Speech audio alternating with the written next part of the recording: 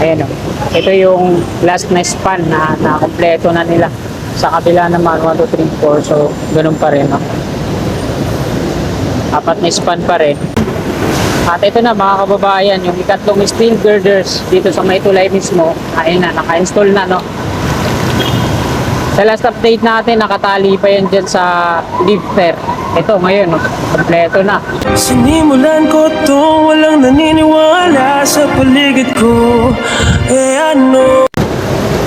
Yan, maulang umaga po sa inyong lahat mga kasigap. Time check po tayo, alas 11 na po at patungo ako ngayon na Taguig.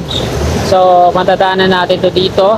Ayan, hindi natin papayagan, hindi tayo makapag-update ngayong umagang ito. Araw po ngayon ng Huwebes, ika-18 na po ng Setyembre itong 2025. Ito na yung sitwasyon ngayon dito, napaka-traffic.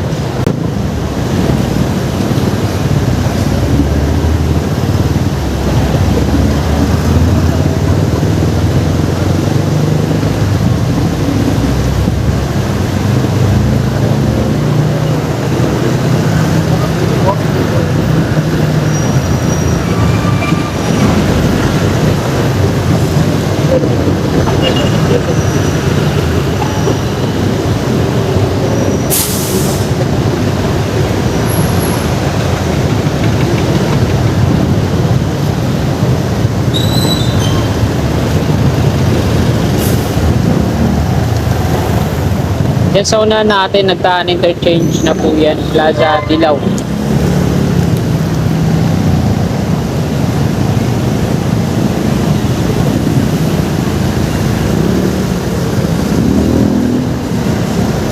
Kanan na lang tayo dito, dito tayo mag-i-U-turn.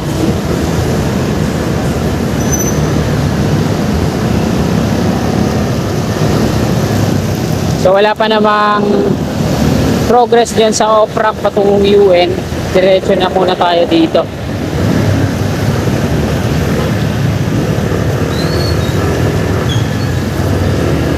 Nagano sila dito. Naglalagay ng mga halaman.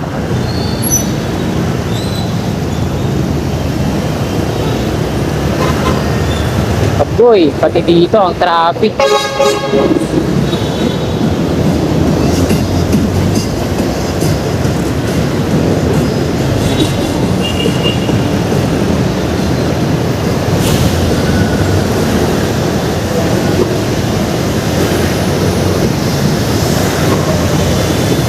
Yes.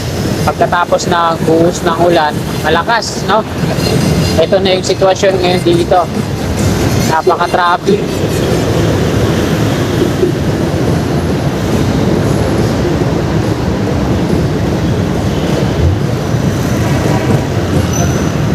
Ito yung off-ramp patungong Top Roas Boulevard.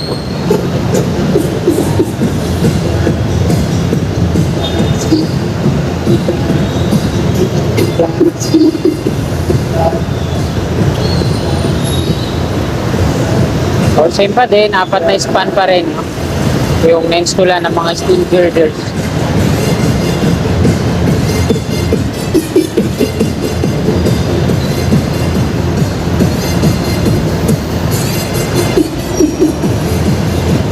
Sana hindi tinig yung tugtog, makaka-copyright tayo. Ayan o, dami ng mga nakareserva dito ng mga steel girders sa baba. Para na yan dito sa ika-5 span. Ayan o, sa loob sa kanan. Tatlo. Mga steel girders na assemble na. Bali, ano na lang, yung crane na lang na magbubuhat patungo dun sa taas. Wala pa dito. Apat na span na to at meron na mga catwalk sa ilalim. Mga catwalk platform. So doon naman sa kaliwa natin, yung on-ramp, ayan, kompleto na po yung mga steel girders na naka-install dyan. So dito sa baba, oh. Ito may mga ano na to, steel deck platform sa taas.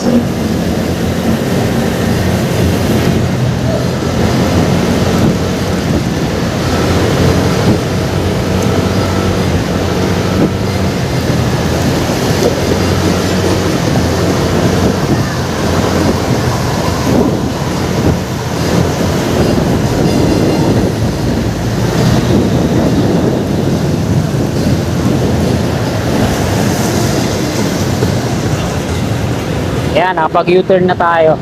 Quirino Avenue northbound.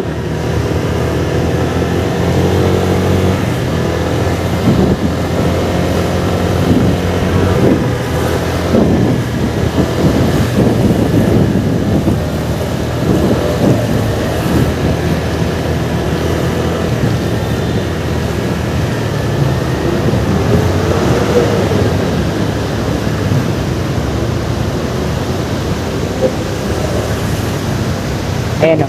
Ito yung last na span na nakompleto na nila. Sa kabila naman 1, 2, 3, 4. So, ganun pa rin. No? 4 na span pa rin.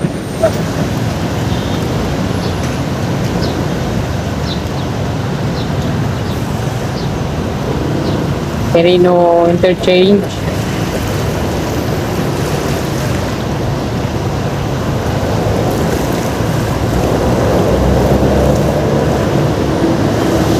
Nandiyan sila sa taas. Ito bago magtulay, dalawang span, meron na mga steel deck platform. At ito na mga kababayan, yung ikatlong steel girders dito sa may tulay mismo. Ayun na, naka-install na no. Sa last update natin, nakatali pa yan dyan sa lifter. Ito ngayon, no, kompleto na.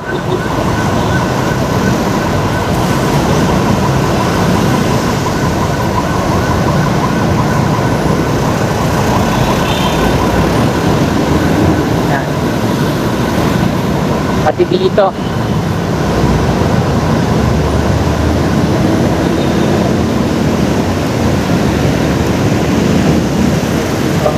Merong inaayos dito ang Meralco, mga kuryente. Ay, naglalagay sila ng mga LED light sa ilalim. Ayan.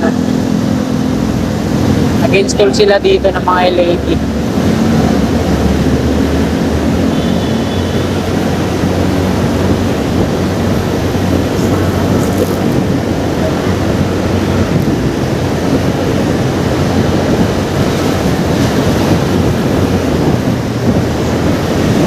San Andres Street. Diretso tayo. Sira yung stoplight. Pero may traffic enforcer na nagkukumand naman. Kaya mga kasikap, hanggang dito na lang po itong video na to. Magandang umaga po. God bless po sa ating lahat.